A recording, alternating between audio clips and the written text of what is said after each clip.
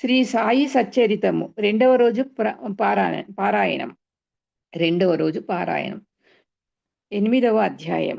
మానవ జన్మ ప్రాముఖ్యము, సాయిబాబా భిక్షాటనము, భాయాజాబాయి సేవ, సాయిబాబా పడక జాగా, కుషాల్ చందుపై వారి ప్రేమ. మానవ జన్మ యొక్క ప్రాముఖ్యము. ఈ అద్భుత విశ్వమందు భగవంతుడు కోటాను కోట్ల జీవులను సృష్టించి ఉన్నాడు. దేవ, యక్ష, గంధర్వాదులు, జంతు కీటకాదులు, మనుష్యులు మొదలగు వానిని సృష్టించాను. స్వర్గము, నరకము, భూమి, మహాసముద్రము, ఆకాశం నందు నివసించు జీవకోటి ఎంతయు సృష్టించను. వీరిలో నెవరు పుణ్యం ఎక్కువగునో వారు స్వర్గమునకు పోయి వారి పుణ్య ఫలమును అనుభవించిన పిమ్మట త్రోసివేయబడుదురు. ఎవరి పాపం ఎక్కువగా వారు నరకమునకు పోదురు.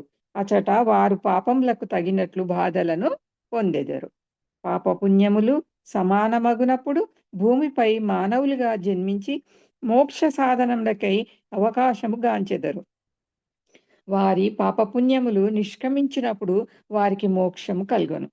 1000 మోక్షము గాని పుట్టుక గాని వారు చేసుకొనిన కర్మలపై ఆధారపడి ఉండును. మానవ శరీరం యొక్క ప్రత్యేక విలువ.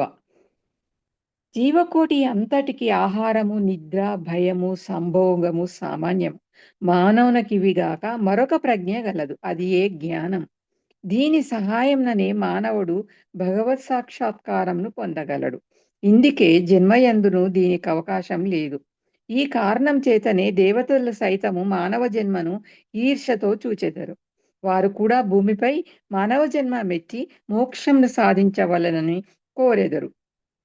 కొంతమంది మానవ జన్మను చాలా నీచమైనదనియు, చీము రక్తము మలములతో నిండియుండుననియు, తుదకు శిథిలమై రోగమునకు మరణంనకు కారణమగునని అందురు. కొంతవరకు అది కూడా నిజమే. ఇన్ని లోపములున్నప్పటికీ మానవునకు జ్ఞానంను సంపాదించు శక్తి కలదు.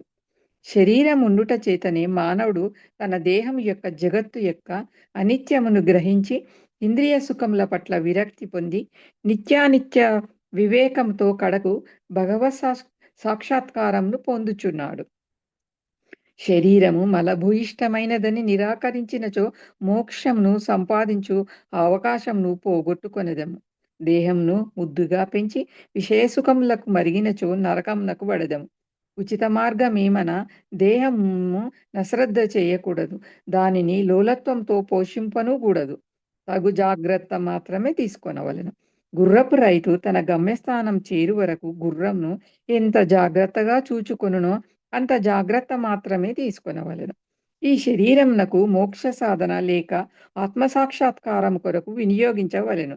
ఇది ఏ జీవుని పరమావధి అయి ఉండవలెను. భగవంతుడు అనేక జీవులను సృష్టించినప్పటికీ అతనికి సంతుష్టి కలగలేదట.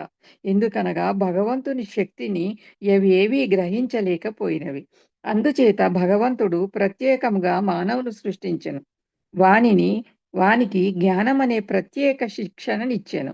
మానవుడు భగవంతుని లీలలను, అద్భుత కార్యములను, షేముషీ విజ్ఞానములను చూచి పరవశమొందినప్పుడు భగవంతుడు మిక్కిలి సంతుష్టి చెంది ఆనందించును. అందుచే మానవ జన్మ లభించుట గొప్ప అదృష్టము. బ్రాహ్మణ జన్మ పొందుట అందులోనూ శ్రేష్టము. అన్నిటికంటే గొప్పది సాయిబాబా చరణారవిందములపై సర్వస్వ శరణాగతి చేయున అవకాశము కలుగుట. మానవుని విద్యుక్త ధర్మములు మానవ జన్మ విలువైనదనియు, దానికెప్పటికైనను మరణం అనివార్యమనియు గ్రహించి మానవుడెల్లప్పుడూ జాగరూకుడయుండి జీవిత పరమావధిని సాధించుటకై యత్నించవలెను. ఏ మాత్రంను అశ్రద్ధ గాని ఆలస్యము గాని చేయరాదు. త్వరలో దానిని సంపాదించుటకు యత్నించవలెను. భార్య చనిపోయిన వాడు రెండో భార్య కొరకెంత ఆతృతపడునో, తప్పిపోయిన యువరాజుకై చక్రవర్తి ఎంతగా వెదక యత్నించునో ఎటులనే విసుగు విరామం లేక రాత్రింబవళ్ళు కృషి చేసి ఆత్మసాక్షాత్కారంను సంపాదించవలెను. బద్ధకమును, అలసతను, కునుకుపాట్లను దూరమునర్చి అహోరాత్రములు ఆత్మయందే ధ్యానం నిల్పవలెను.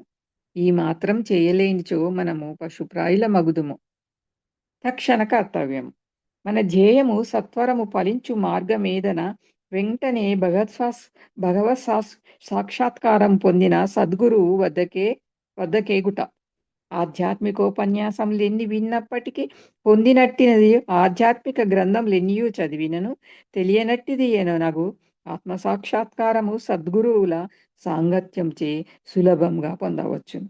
నక్షత్రములన్నీయు కలిసి ఇవ్వలేని వెలుతురును సూర్యుడెట్లివ్వగలుగుచున్నాడో అట్లనే ఆధ్యాత్మికోపన్యాసములు గ్రంథములు ఇవ్వలేని జ్ఞానమును సద్గురువు విప్పి చెప్పగలడు.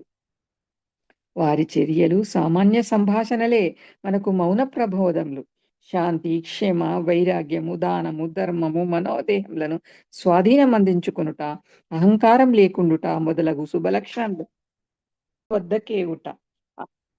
ఆధ్యాత్మికోపన్యాసములెన్ని వినినప్పటికీ పొందనట్టిది ఆధ్యాత్మిక గ్రంథములెన్ని చదివినను తెలియనట్టిది యగు ఆత్మ సాక్షాత్కారము సద్గురువుల సాంగత్యంచే సులభంగా పొందవచ్చును. ఇక్కడ ఇది బాబా యొక్క భిక్షాటనంరా. షిరిడీ జనులు పుణ్యాత్ములు. ఎందుకనగా వారి ఇండ్ల ఎదుటనే కదా బాబా భిక్షుని వలె నిలిచి, అమ్మా రొట్టె ముక్క పెట్టు అనుచు దానిని అందుకొనుటకు చేయి చాచెడు వారు. చేత ఒక రేకు డబ్బా పట్టుకొని భుజానికి ఒక గుడ్డజోలు తగిలించుకొని భిక్షాటనముకు పోయేడువారు. బాబా కొన్ని ఇండ్లకు మాత్రమే భిక్షకు పోయేడువారు. పులుసు, మజ్జిగ వంటి ద్రవ పదార్థములు, కూరలు మొదలగునవి రేకు డబ్బాలో పోసుకొనేడువారు. అన్నము, రొట్టెలు మొదలగునవి జోలెలో వేయించుకునేటివాడు. బాబాకు రుచి అనున్నది లేదు. వారు జివ్వను స్వాధీనమందించుకొనిరి. కాన అన్ని పదార్థములను రేకు డబ్బాలోను జోలెలోను వేసుకొనిడివారు. అన్ని పదార్థములను ఒకేసారి కలిపివేసి భుజించి సంతుష్టి చెందేవారు. పదార్థములకు రుచిని పాటించేవారు కాదు. వారి నాలుకకు రుచి అన్నది లేనట్లే కనిపించుచుండెను.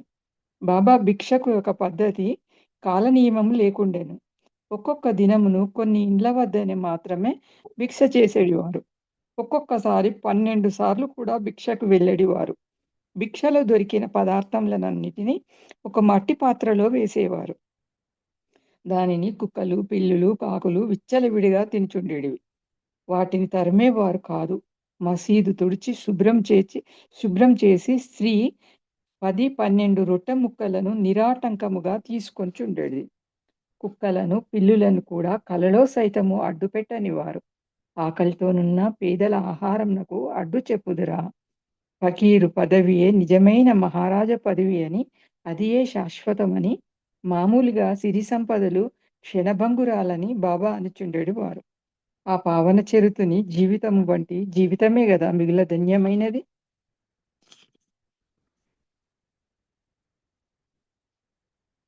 మొదట షిరిడి ప్రజలు బాబానొక పిచ్చి ఫకీర్ అని భావించి అటలనే పిలిచెడివారు. భోజనోపాధికై రొట్టె ముక్కలకై గ్రామంలో భిక్షమెత్తి పొట్ట పోసుకొనెడు. పేద ఫకీరన్నను ఎవరికి గౌరవమేమియుండును? కాని ఈ ఫకీరు పరమ విశాల హృదయుడు, ఉదారుడు, ధనాపేక్ష లేశమాత్రం లేని నిరాసక్తుడు.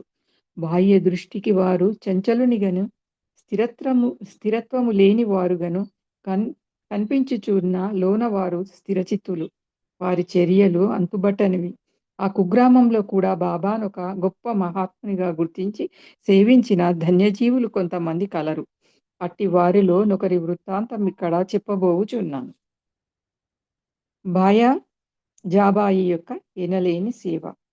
చాచా కోతే పాటిల్ తల్లి పేరు బాయా జాబాయి. ఆమె ప్రతిరోజు మధ్యాహ్నము తలపై ఒక గంపలో రొట్టె, కూర పెట్టుకొని సమీపమునున్న చిట్టడవిలో ముండ్ల పొదలు లెక్క చేయక క్రోసుల కొద్ది దూరం నడిచి ఆత్మ ధ్యానంలో నిశ్చలంగా ఎక్కడో కూర్చొని ఉన్న బాబాను వెతికి పట్టుకొని భోజనం పెట్టుచుండెను. బాబాకు సాష్టాంగ నమస్కారం చేసి వారి ఎదుట విస్తరొకటి వేసి తాను తెచ్చిన రొట్టె, కూర మొదలగు భోజన పదార్థములను వడ్డించి కొసరి వాటిని బాబాచే తినిపించుచుండెను. ఆమె భక్తి విశ్వాసములు అద్భుతమైనవి. ఎనలేని ఆమె సేవను బాబా చివరి వరకు మరవలేదు. ఆమె సేవకు తగినట్లు ఆమె పుత్రుడగు తాత్యా పాటిల్‌ను ఎంతో ఆదరించి ఉద్ధరించెను.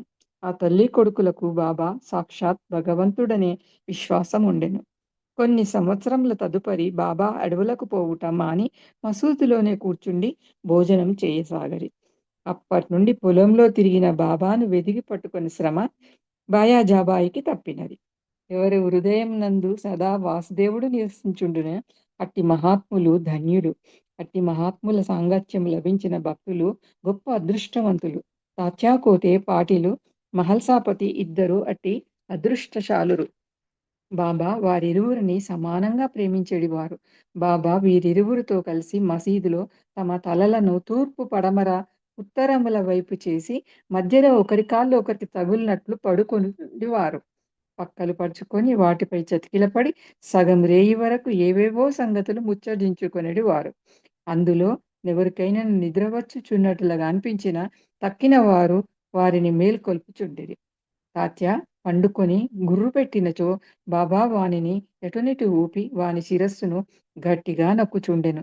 బాబా ఒక్కసారి మహల్సాపతిని అక్కున చేర్చుకొని అతని కాళ్ళు నొక్కి వీపుతో మడివారు. ఈ విధముగా 14 సంవత్సరములు తాత్య తన తల్లిదండ్రులను విడిచి బాబాపై ప్రేమచే మసీదులోనే పండుకొనెను. అవి మరుపురాని మధుర దినములు. బాబా ప్రేమానురాగములు కొలువరానివి. వారి అనుగ్రహము ఇంతయని చెప్పుటకు అలవి కానిది. తండ్రి మరణించిన పిమ్మట తాత్య గృహ బాధ్యతలను స్వీకరించి ఇంటిలోనే నిద్రించుటకు ప్రారంభించాను. రహతా నివాసి కుషాల్ చంద్ షిరిడీలో తాత్యా తండ్రి గారైన గణపతిరావు కోటే పాటిల్ను బాబా ఎంత ప్రేమాభిమానములతో చూచెడివారో అంతటి ప్రేమాధరణములతోనే రాహతా నివాసియగు చంద్రబాను షేట్ మార్వాడిని చూచుచుండిరి. ఆ షేట్ మరణించిన పిమ్మట అతని అన్న కొడుకగు కుషాల్ చందుని కూడా మిక్కిలి ప్రేమతో చూచుచు అహర్నిశలు వాని యోగక్షేమములు చూస్తుండిరి. ఒక్కొక్కప్పుడు టాంగాలోను మరొక్కప్పుడు ఎద్దుల బండి మీదను బాబా తన సన్నిహిత భక్తులతో కలిసి రహతా పోవువారు. రహతా ప్రజలు బాజా భజంత్రీలతో ఎదురేగి బాబాను గ్రామ సరిహద్దు ద్వారం వద్ద దర్శించి సాష్టాంగ నమస్కారములు చేసేడివారు. తర్వాత మహావైభవముగా బాబాను గ్రామంలోనికి సాధారణంగా తీసుకొని వెళ్ళేడివారు. కుషాల్ చంద్ బాబాను తన ఇంటికి తీసుకొని పోయి తగిన ఆసనమునందు కూర్చోబెట్టి భోజనం పెట్టేడివారు. ఇరువురు కొంతసేపు ప్రేమోల్లాసములతో ముచ్చటించుకొనెడివారు.